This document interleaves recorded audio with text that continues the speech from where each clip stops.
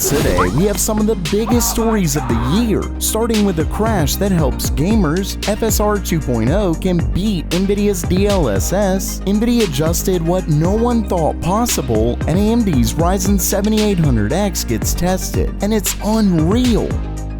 Welcome everyone to Gamer Meld.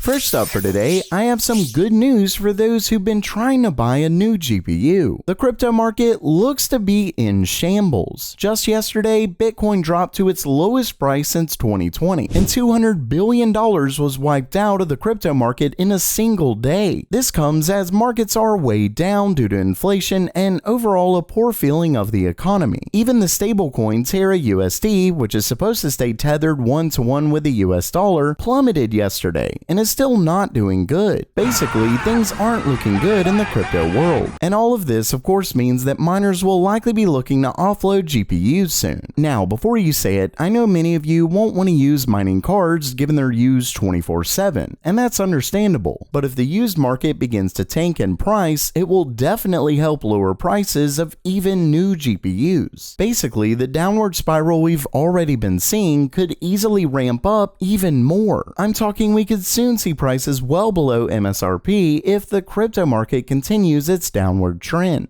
So I've got a quick question. Do you use Facebook to log into everything, or even use the same password across multiple accounts? Well, I get that it's easier, but it's a security nightmare. A hacker only needs one password from one account to get them all. And that's where today's sponsor comes in, NordPass, the password manager that lets you store all your passwords in one place, so there's no need to memorize all of them. And with their autofill feature, you can log into everything faster than ever. This also means you get to use extremely complex passwords to keep you even safer. If you're not sure how good your password is, you can have NordPass generate one for you, or just use their password health tool. Plus, they offer a 30-day money-back guarantee. And to top it all off, when you visit nordpass.com/gamermeld, you'll get an exclusive NordPass deal plus 1 month for free. Once again, that's nordpass.com/gamermeld, or visit the link in the description below.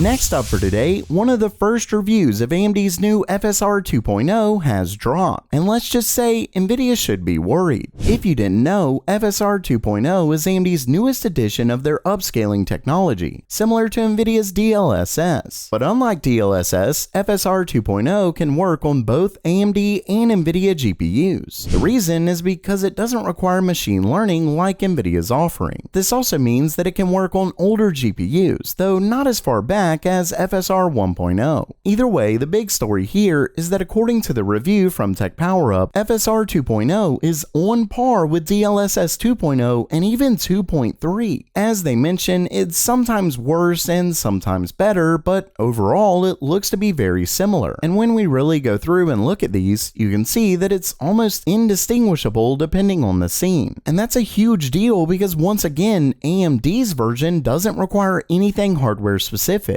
Unfortunately, Deathloop is currently the only game with FSR 2.0 right now, but obviously that'll change before long, and I'm definitely excited for that.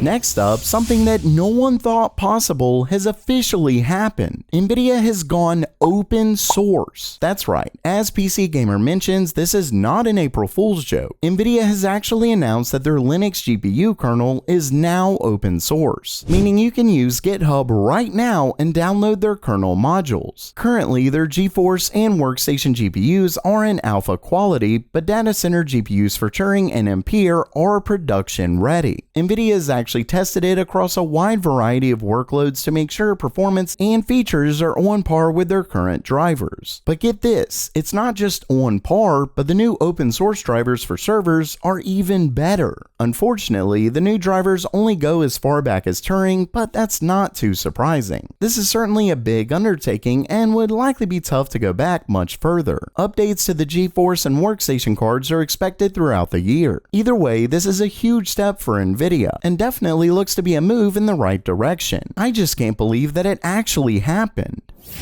And lastly for today, one of AMD's upcoming Ryzen 7000 CPUs has finally been tested, and it shows us some huge things about their upcoming parts. Starting things off, the CPU was tested on the 4 Onyx test suite and posted on Open Benchmarking. Unfortunately, it has since been hidden for obvious reasons, but not before the screenshots were taken. As you can see, it's an engineering sample, and the OPN code shows us that it's AMD's Raphael, which is their upcoming Ryzen 7000 CPUs. But really, we don't even need the OPN code, because you can see that the CPU is clocked at 5.21 GHz, which no Ryzen CPU can get without liquid nitrogen. So it's definitely Ryzen 7000. And given it comes with 8 cores and 16 threads, it's likely the Ryzen 7800X. But wait, this benchmark actually tells us more. As you can see right here, it has a graphics card with the GFX 1036 ID, which is the same branch as AMD's RDNA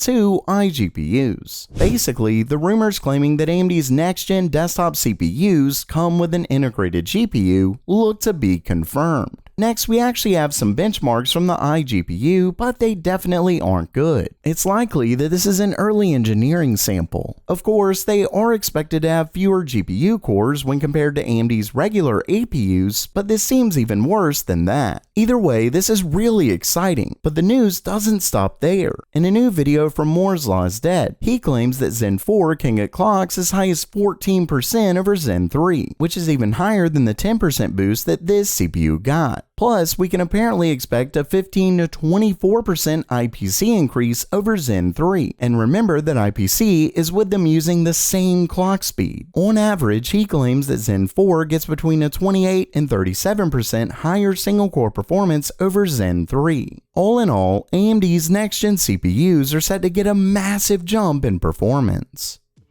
So while that does it for today, are you pumped for AMD's next-gen CPUs? Let me know down in the comments below. And make sure to protect your passwords with NordPass in the description below.